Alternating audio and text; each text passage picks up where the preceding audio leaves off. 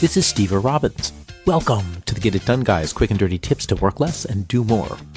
I was in the restaurant the other day and I saw the most wonderful family, a mother and two children. Watching them almost brought tears to my eyes. The mother was smiling and laughing, nodding, and making all kinds of giggly, fun sounds. Oh, it was adorable.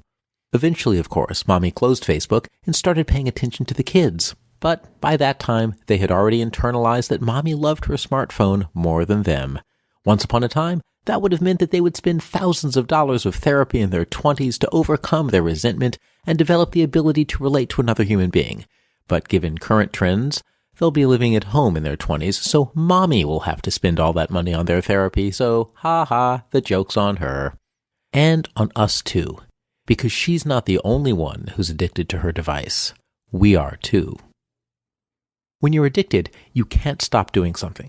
You're drawn to your addiction to cope. You use it to distract you from your thoughts. You use it to fill your free time. It controls your psyche. It's the first thing you think of when you wake up in the morning before you roll over and scratch your schmoopy behind the ears. When you're with your friends, laughing and smiling, you secretly have the urge to run to the bathroom, duck into a stall, and check your timeline, your Instagram, and your instant messages. Yes, that's addiction. Why? Because technology is made to addict you. Oh, in times long past, technology was created to help you solve problems or to be more productive. However, in some of the business-to-business markets, it is still being used to solve problems. In times long past, technology was created to help you solve problems and to be more productive. And in fact, in some of the business-to-business markets, it's still being developed to solve problems. But when it comes to consumer technology, the game has changed. Silicon Valley has figured out that the way to fast money is to addict you to your technology with things that cause dopamine hits. Then you buy more apps, you respond to more ads, and you give social media companies deeper and deeper information about you. You get lots of lovely pictures that you might be interested in and news stories that confirm your pre-existing biases. And what do they get? Oh, not much. Just a complete psychological profile of you that can be used to manipulate your personal opinions, your political preferences, your feelings, and your actions. And if you don't believe me, I am not the only one who's interested in world domination. I'm just the one who's joking about it. Check out getitdoneguy.com/manipulation for a story on how artificial intelligence plus social media targeted marketing can be used to manipulate your political opinions, all by putting articles in front of you that hit the words and ideas that are already known to get your interest. So how do you break from the addiction? Well, it's not easy. First, reclaim your words. Do reclaim your words. The word like, it used to mean that you felt actual affection for a person, a place, or a thing. Now it means that you're registering a mild positive feeling when you look at something, which then allows marketers and political operatives to manipulate you. And since clicking the like button itself releases dopamine, we like to click it. That means we like the like button. Friends. Friends were people who were there for you. They were people who had your back. They were people you spent time with. Now, friends are database entries that reveal a lot about you via your social graph. So Facebook and LinkedIn really, really, really want you to identify friends, because all those database entries give them valuable information about you and your psychographics.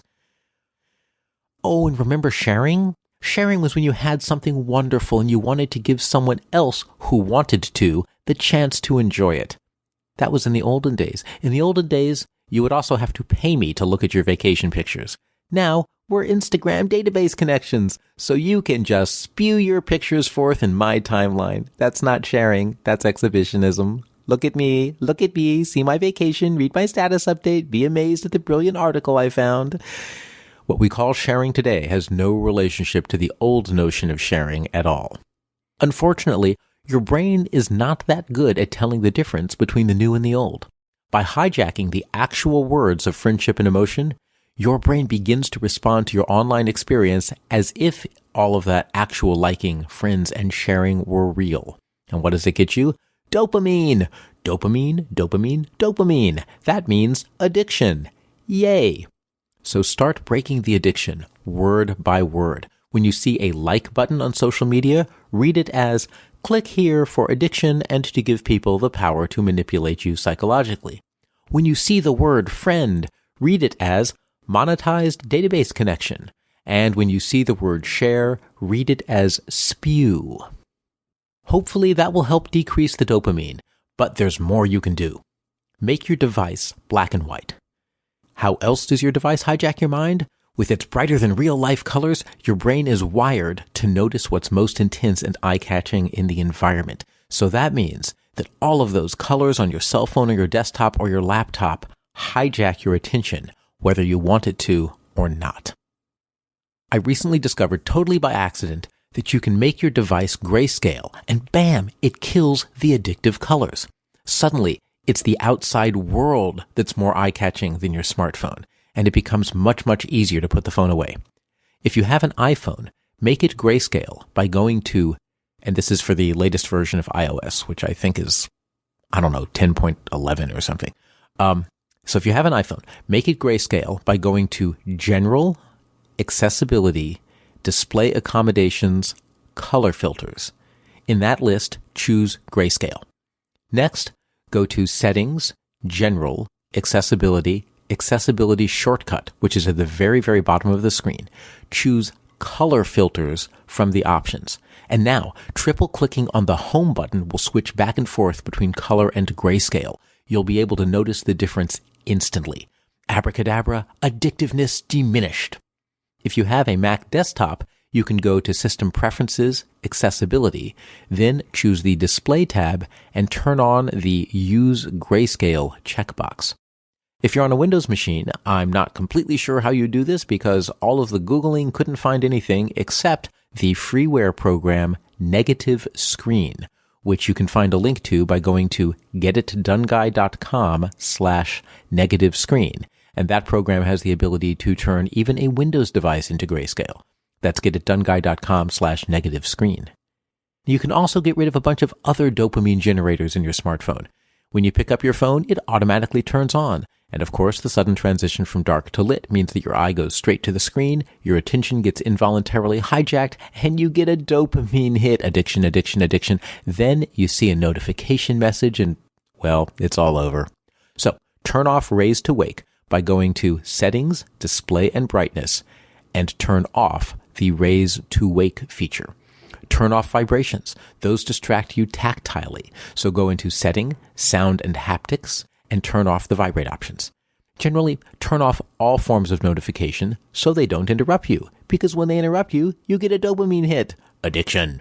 The only apps that should be able to interrupt you with notifications are the time-sensitive apps like Catch the Bus, or things that need to interrupt you because it's actually time-based and needs to tell you something is urgent. For everything else, check for updates and new messages and new email on your schedule when you want to deliberately. Don't let your technology hijack you.